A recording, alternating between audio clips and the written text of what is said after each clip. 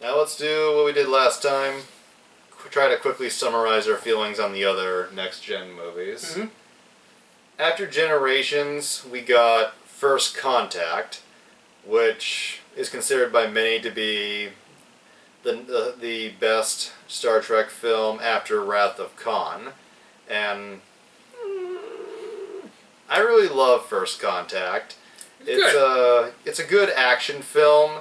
It has some great scenes of Picard almost succumbing to his dark side. Mm-hmm. It has a good use of the song Magic Carpet Ride.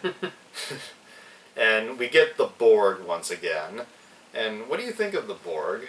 I think this is a truly creative villain that the Next Generation series created. I love the storyline with the collective. I mean, just everything about them I think was good. I also thought this was the movie that Data shined the best in of all of the Next Generation films. I thought this was the best portrayal, this one. I think maybe we'll get to Nemesis in a little bit. Mm-hmm. But yeah, Data really shined in First Contact, and you think for a while that he is going to side with the Borg, Mm-hmm. and then when he just reveals that he was faking it all along and says, "Resistance is futile." Mm-hmm. Just great badass revenge moment. Yep. And, I think the Borg Queen was a nice little element to add to that. oh, fucking creepy, Yep. man. But again, effective. Yeah. It hits you. Yeah, and James Cromwell, I don't know if you know who he is. He played Cochrane. Oh, okay. The inventor of the warp drive. Yep. He's a character actor. He's been in like 100 things. He was the farmer in Babe. Yep. But yeah, James Cromwell did a great job. He usually does in everything he's in. Great 6'7" actor. I love that subplot with the whole inventing of the warp drive and trying to preserve history. I mean, I thought that was extremely well done. And they also added some of the history of Star Trek into that. You know, I loved how they kind of folded that in there and involved the new cast in that. Yeah. And his character was just... He's an alcoholic wreck. Mm-hmm. And he has a few funny moments. He has a lot of funny moments, actually. Yeah. But you can tell he's barely keeping it there, and he's overwhelmed by the idea of being this revered hero of, like, inventing the warp they drive. teach about afterwards, yeah. Which, yeah, and, oh damn, I forgot to bring this up. As I said, Jonathan Frakes, I think he's a pretty good director from the movies I've seen him do. Mm-hmm. And once again, Riker is a useless hunk of... He can't help it. Yeah, whatever, in First Contact. But directing-wise, he's good. I think this is the better of the two that he directed. And I'm bringing that up again because I forgot to bring up the director of Generations. A guy named David Carson. And if you don't know his name, it's because he's only directed 2 movies. Everything else he made was television, Mm-hmm. which could explain the movie's television quality. Yeah. He actually made a few episodes for Next Gen and Deep Space Nine, which I guess is why they hired him. Mm-hmm. And Generations was written by Brannon Braga and Ronald D. Moore. Don't know what else they've done. And as we said, their writing was a little mixed. Mm-hmm. And the story was made by them as well, and Rick Berman, and who was also the producer of Generations, the movie. Yeah. Rick Berman was the producer of almost every Star Trek movie from Generations to Nemesis. He also wrote and produced for Next Gen, Deep Space Nine, Voyager, and Enterprise. Mm-hmm. Yeah, he was like very prolific. Yeah, it was like he helmed the franchise after Roddenberry died. Yeah. And I don't know much about Rick Berman aside from something that Garrett Wang, he was on Voyager, he said this about Rick Berman. If there is a hell, he's going to be first in line. Oh, jeez. Something I thought that First Contact had a good feel for was its editing. Mm-hmm. It's like a very fast-paced movie. Oh, for sure, yeah. It was very tightly constructed. Yep. So was Generations.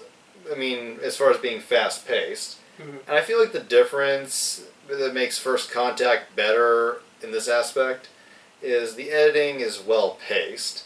And you feel like everything is timed perfectly, the scenes in the order they happen. Something in Generations that I thought was a little bit much. The whole film went by pretty quickly, and there wasn't much room to breathe, I felt, between scenes in Generations. I thought it meandered a little bit too much, Generations. I mean, I thought the plot line wasn't as tightly connected as the later films. Well, what I mean is, like, Data gets his emotion chip. Mm-hmm. Then we cut to one character doing something, Mm-hmm. then to Data in the bar, then to something else, and then to Data and Geordi on the station. Mm-hmm. That whole thing happens maybe over the course of 15 minutes or less, I think. Mm-hmm. It just felt like we had no breathing room in that movie. Yeah, and then the saucer crash lands, which is the climax in any other movie, but then that's like smack dab in the middle of the movie, and you still have the rest of it to go there with Zoran. And then there was Star Trek Insurrection. Another odd number film. Insurrection,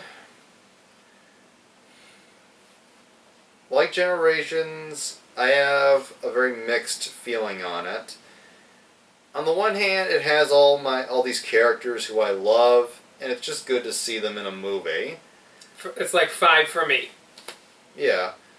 Insurrection is definitely the Star Trek 5 of the next-gen movies. Maybe the Star Trek 1. You know, not quite as bad as 5. It did have its redeeming moments, but it was the biggest little TV show that they produced. I think the biggest problem with Insurrection, two big problems, is one, it just feels like a waste of money. Mm-hmm. Like, you don't get that. This is the magnitude. This is the Star Trek universe, and this is what you went with. This is what they went with. A bunch of stupid hippies refusing to share their eternal... The Baku? Yeah. Refusing to let other people who are sick have their eternal juice energy. And they're putting their prime crew and their prime ship on the issue. Yeah. And two, I don't want to keep going back to other reviewers, but I have to mention these guys. The Nostalgia Critic and Linkara did a review together on Star Trek Insurrection, and it kind of opened my eyes in a way. It showed me that this whole movie pretty much goes against everything that Star Trek stands for. Like, the encounter of the Baku, and the Baku are all about rejecting technology, right, going back to nature, saying you can't let machines control your lives. And while I get that don't let them control, Star Trek is about advancements in technology in the future, society's advancements, but also how the technology is advanced that allows them to do these amazing things. This just feels... it's an odd story to go with. The only part that kind of salvaged it was the questions about the Prime Directive. Yeah. So, that aspect of the interaction between the crew and the Baku. What do you think about the love story? Which one? The Picard, well, I guess I know how you feel about the Riker and Troy love scenes, probably. But I think the Picard love story there, I thought that was, maybe it'd be better placed than a TV show or TV episode. But I thought he carried those scenes pretty well, and you could feel the emotion. I thought the acting for those bits was good. Felt a little random. Yeah. But I thought it was... Picard has needs too. And I do agree the Data stuff for this movie was... it's borderline unbearable here. They were hiding in the haystacks. They were stretching it a bit. Yeah. And some of the comedy worked, some of it didn't. At times, like the whole puberty stuff. Yeah. Like... The guy's a warrior, for crying out loud. I don't know. And the villain had potential, but in the end he was just kind of wasted. Yeah, the Sona. Yeah, like a lot of F. Murray Abraham's roles. Mm-hmm.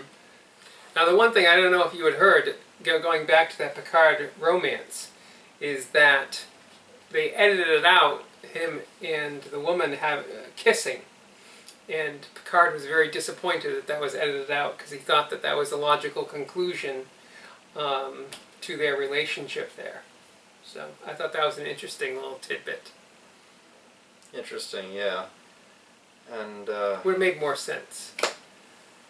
Because you could feel it building to that. But I hear you. But like all the movies, what happens here is never really acknowledged later. Mm-hmm. So as I said... Yeah, he never goes back and visits her if he really has feelings. He said he would, He but never shows up. we never get any hint that he did. Didn't exchange phone numbers or anything. Yeah. Well, they don't have phones in this one. But you just never get I never get the sense of the importance of this mission, the magnitude of this mission. Sure, they uncover some corruption. Just feels like, as I said, a waste of time. Mm-hmm. And as they say with, like with the fifth movie, the whole finding the fake god thing. None of the stuff that happens in that movie is ever brought up in the sixth. Which is probably a good thing. Yeah. And Doug Walker made this good joke. If it's not brought up in the next film, I don't give a shit. So I think it's probably, among the odd films, probably one of the worst, but definitely better than 5. Everything is better than 5. As I said, I do think 5 is a bad film, but from my liking a funny bad movie, I kind of enjoy it. Insurrection just got a bit too lame for me at times. Yeah. And fun fact, there's this debate, yes, the Prime Directive and the Federation trying to harness, the energy from this planet because they have a lot of people who could use it. And Picard, Patrick Stewart, said that if he was the one making the decisions, not Picard, he would force the Baku to share. And Marina Sirtis, Troy, she said that she actually fell asleep at the premiere of Insurrection. Easy to do. Yeah, it's a mixed bag. Mom, like every Star Trek film, fucking loves it. But to each his own. And now, time for the final Next Generation movie, Star Trek Nemesis. And I'm interested about this one. I'm interested to see how we fall on this one. Me personally, I really fucking love this movie. Ooh, I did too. We agree. Which is not what the average Trekkie feels about this movie. Yeah, I remember I read about it and so many people hate this movie. I don't get it. I don't understand why. So many people think it almost destroyed the franchise. No. Did you see 5? Yeah. But yeah, and I do get some of the complaints. So the main one being, this movie was obviously going to be the final film for the Next Generation cast. And I could tell, because they really upped the ante as far as the action and the character motivation for some. Yeah. And the adrenaline. But when it ended, and even though they brought Kirk back for Generations, with the undiscovered country, I felt that was a good end to the original movie's story arc. Yeah. And go out on top. With Nemesis, I felt like if they didn't go out fully on top. It was a very strong film, but it almost felt like Picard could have had another adventure in him. Right.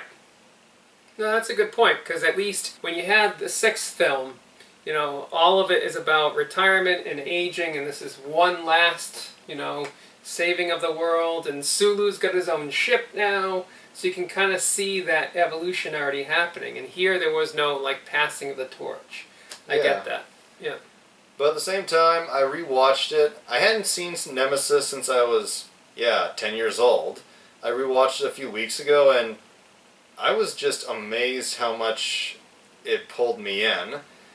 Like, a big complaint amongst a lot of fans is they think there's too much action.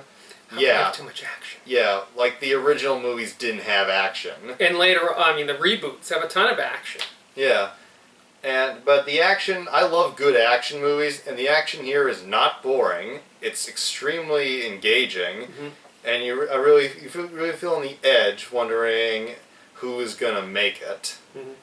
And I loved the plot line of the Romulans and the Remans, and how he was, even though this was a little confusing with the clone action there, I did like that piece of how they went down this route trying to insert Shinzon, onto a Federation starship, and then kind of ditch the project. And he ends up being a slave, and he works the rest of his life to try to revenge that. I get that. And I love the intrigue with the Romulan Senate at the beginning. I thought that was very well done.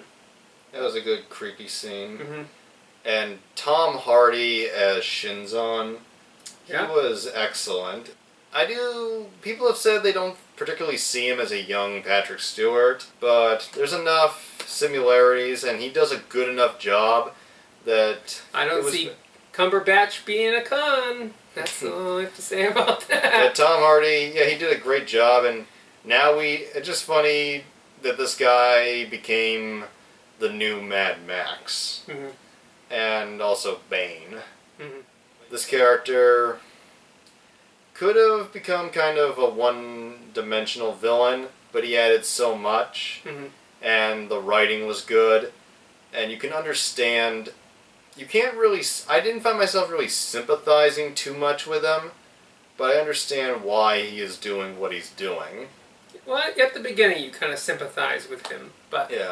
But as it goes on. Takes it into a destructive way, And this film brought up a very interesting dynamic between Picard and Shinzon. The idea that Shinzon, he is a clone of Picard. And essentially, he is presented as what Picard could have been if he had turned out evil. If he'd gone to the dark side. Yeah. And there's this great scene between them where Shinzon says to Picard, who he's captured, says that I am a shadow of what you could have been.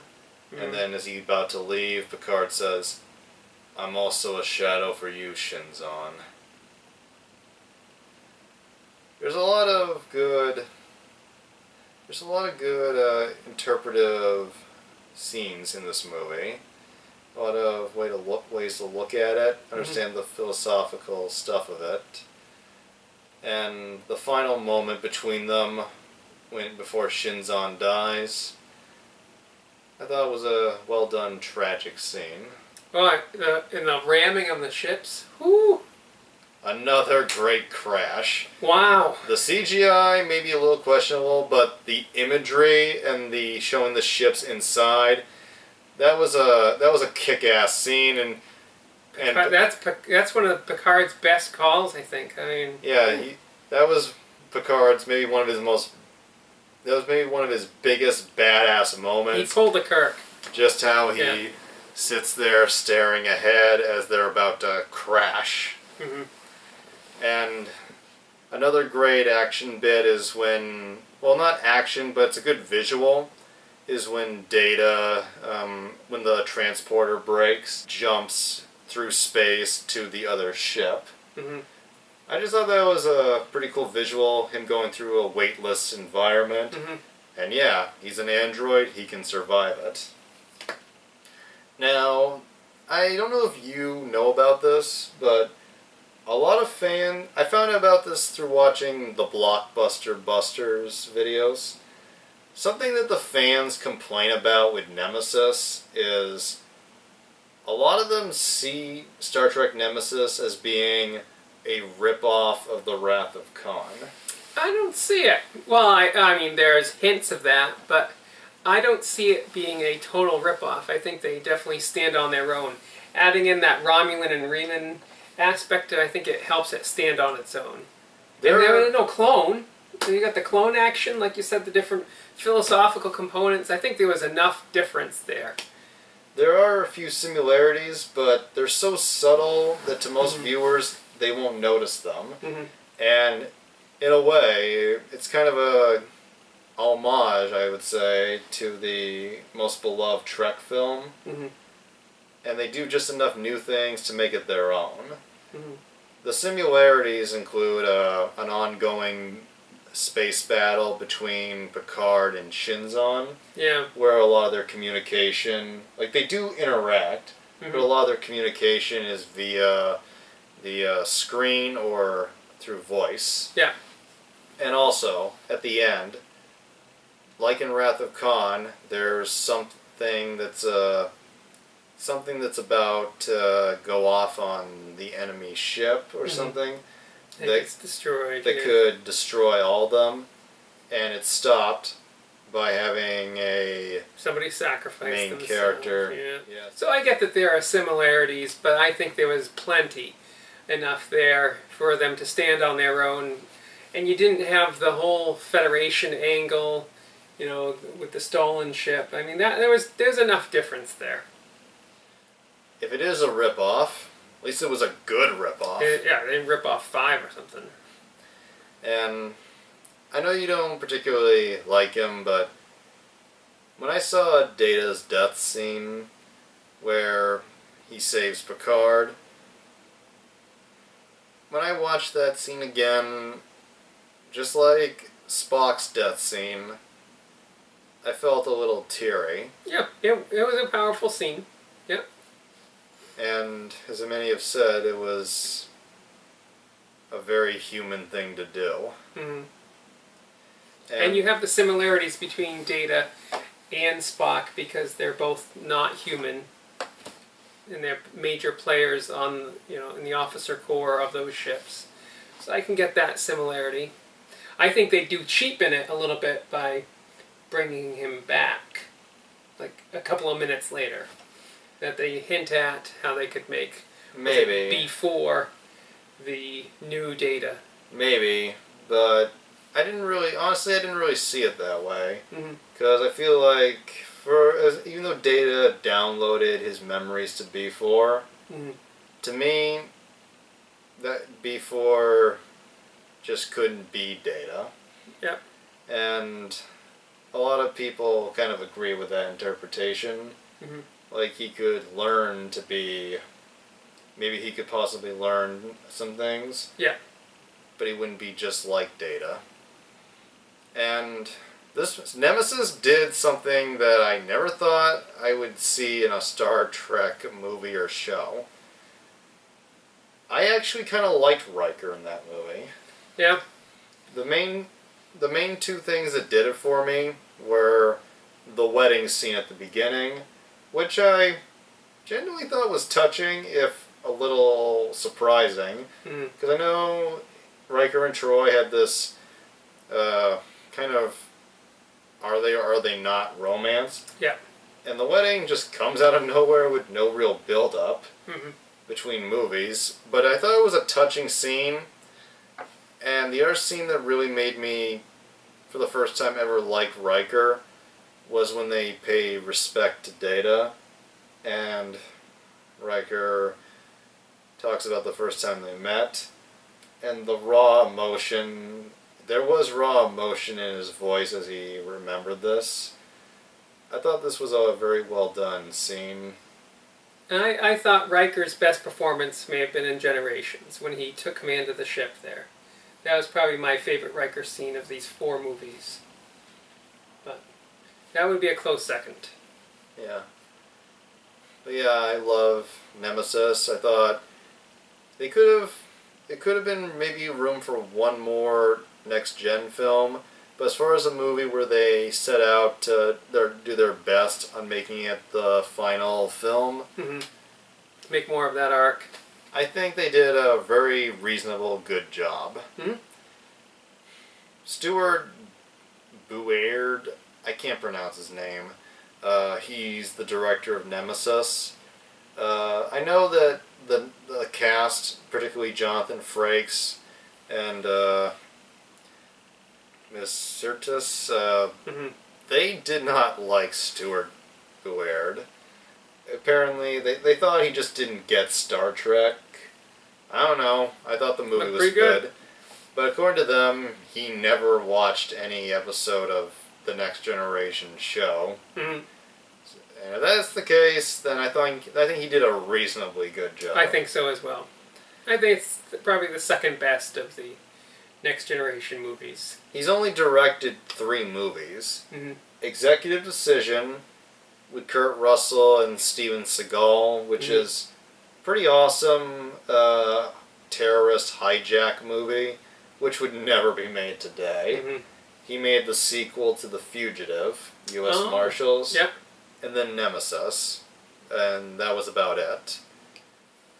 So yeah, that's that's Alex's thoughts on Star Trek Generations, First Contact, Insurrection, and Nemesis. I like most of them. I think from what you said, you liked maybe half of them. Yeah, half of them, and pieces of the others. And I didn't bring this up in the Wrath of Khan review, but this year is Star Trek's 50th anniversary. And I guess it's kind of I think it's kind of a good decision that we decided to do these reviews at this particular time. Yeah. And respects. And while I may not be a fan of the original show and have not seen much of it, it is where it started, so happy anniversary. And it's been great having you here again. Thanks for having me. I wish you luck in the twin department, arriving soon. They'll probably be born by the time this video's up, but wish you luck in that, and hopefully I'll get to work with you again sometime. Alright, it'll be a pleasure.